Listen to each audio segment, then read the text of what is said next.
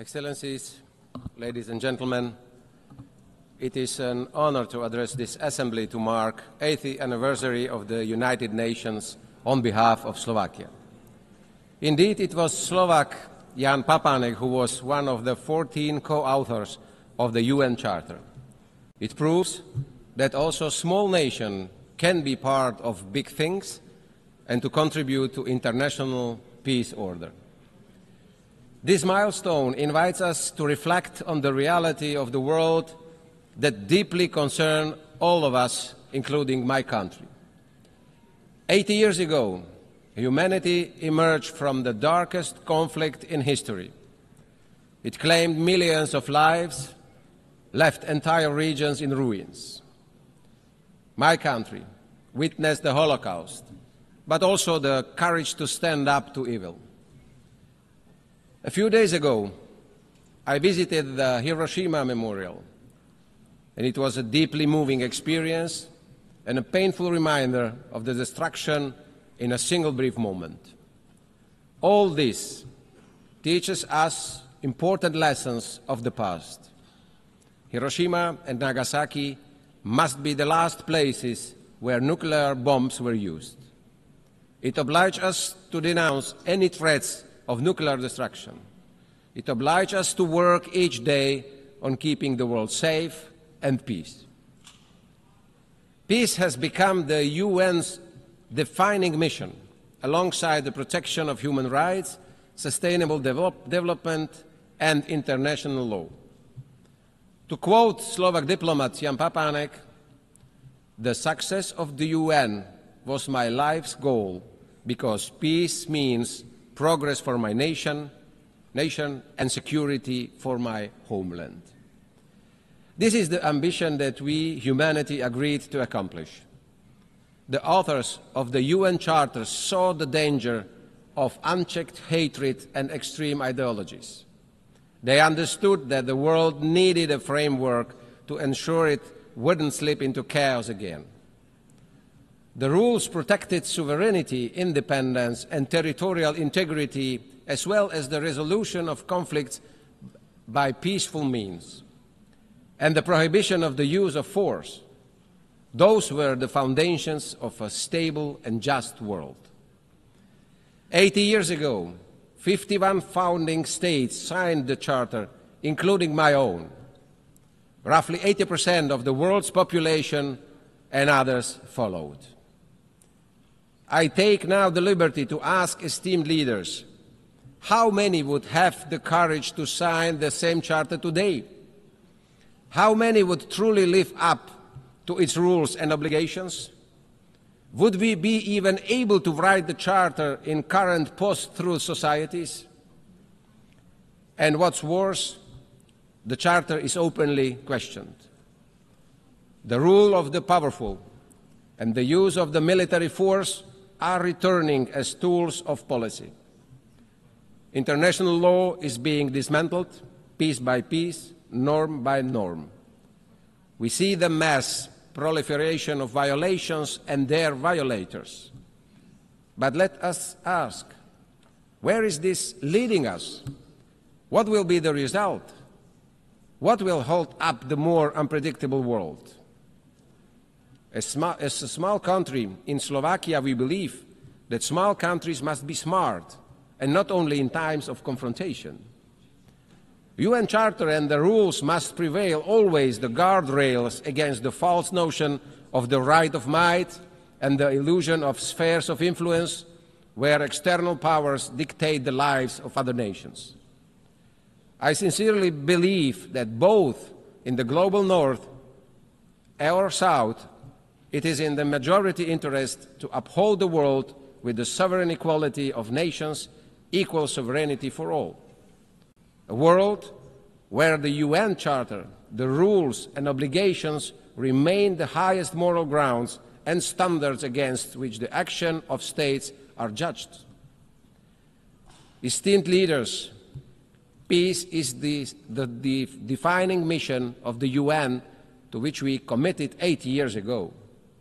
Even so, the world is more violent today, with dozens of armed conflicts recorded last year.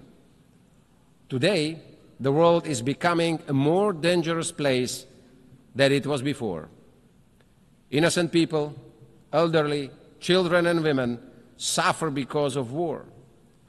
It is not an anomaly, it is a structural shift. This is the reality, ladies and gentlemen. The Security Council, to which we have entrusted the greatest powers and special responsibility for maintaining peace, cannot pretend that it's succeeding. It's failing. The war in Ukraine reminds us daily how fragile peace is when the UN Charter is disregarded and international law is ignored. As its neighbor, Slovakia witnesses the immense cost of this war. Sadly, despite all efforts towards a peaceful settlement, Ukraine must defend itself against Russia. This is despite the groundwork for diplomatic talks being set at the US-Russia summit in Alaska, despite the clear agreement that negotiations would soon continue with Ukraine being included. Ladies and gentlemen, instead, 2 weeks ago, the airspace of Poland, our neighbor and ally, was seriously violated by Russian drones, a flagrant violation of sovereignty, international law, and direct threat to shared Euro-Atlantic security, equally as we saw it also in Estonia and Romania. I want to express my firm support and solidarity with our allies. The door open to negotiations should never be mistaken for weakness or an invitation to further violence. My country calls for too early peace. We call on commitment and concrete steps in line with the result of summit in Alaska. We continue to be ready to contribute to it and to support the guarantees ensuring the future peace that stands the test of time. In the Middle East, after the horrific act of terrorism, Israel has the right to defend itself. Hostages must return home. In Gaza, children and families do not feel safe anywhere, neither in hospitals nor in their temporary shelters. Esteemed leaders, the thin line between legitimate defense and unacceptable suffering is being painfully tested. We must allow access to humanitarian aid for those who need it. We hear the quest by Palestinians to have their own state. And I am proud that Slovakia does not need to make big gestures today, because for more than 3 decades, or 3 decades ago, we have recognized the right of Palestinian people to decide upon their fate. In Bratislava, we already have the embassy of the Palestine, and we believe in two-state solution. But this is achievable only at the table by diplomatic means based on the will to live side by side as Palestine and Israel. Ladies and gentlemen, the world is changing at unprecedented speed.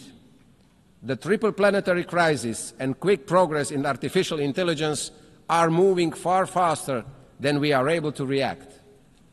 Slovakia has been an active voice in both global climate debates and discussions on the artificial intelligence.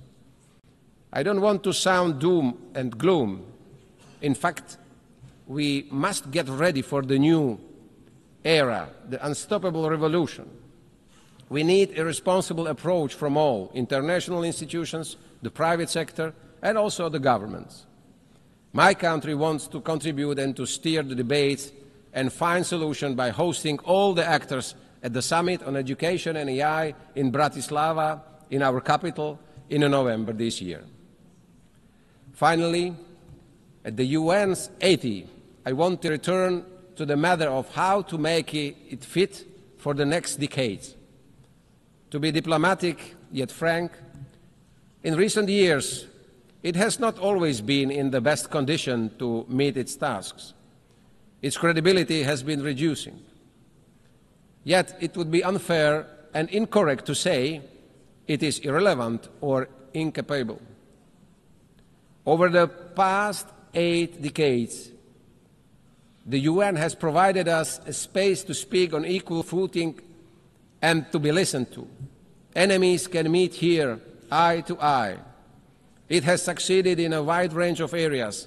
There have been groundbreaking agreements in many fields, including human rights, disarmament, climate, and health. G7, G20, BRICS, and other regional organizations with their own goals will never be able to fully substitute UN. However, the UN's health cannot be a justification for disengagement. On the contrary, the situation calls upon us for reinvestment in its strength. It lies in our hands, member states, more than in the executive powers of the Secretary General.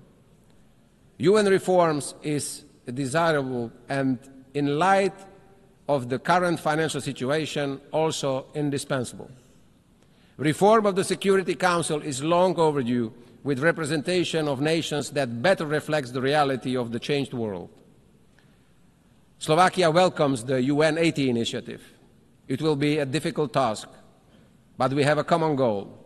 The UN must emerge from this as efficient and capable of having impact where it matters most in the field.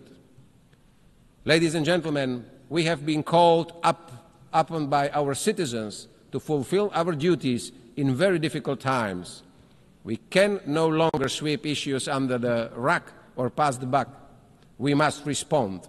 Our steps will be measured and we will be judged against it. Slovakia is ready to do its share, also as a candidate for non-permanent seat in the Security Council. Slovakia, a peaceful nation in Central Europe with multilateralism deeply in its DNA, we will always support international cooperation, a world based on rules with a strong UN in its heart. No child should be punished for being born in the wrong part of the world. Each child has the right to live in peace. Each child has the right for a decent life. It is our duty to make this real. Slovakia will do its part together with the nations that believe in peace and cooperation. We give this promise to the United Nations, and we give this promise to the future generations. Thank you very much. Au nom de l'Assemblée générale, je tiens à remercier le président de la République slovaque.